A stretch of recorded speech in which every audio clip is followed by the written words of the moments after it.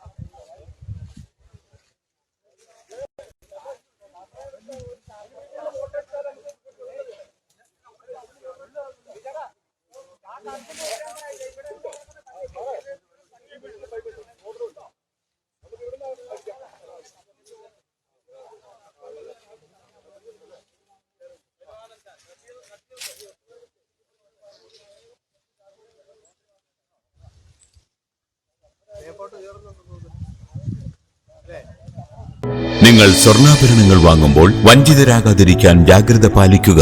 2023 April 1 മുതൽ സ്വർണ്ണ പരിശുദ്ധി ഉറപ്പുവരുത്തുന്നതിന് കേന്ദ്ര ഗവൺമെന്റ് ആഭരണങ്ങളിൽ HUID നിർബന്ധമാക്കിയിരിക്കുന്നു.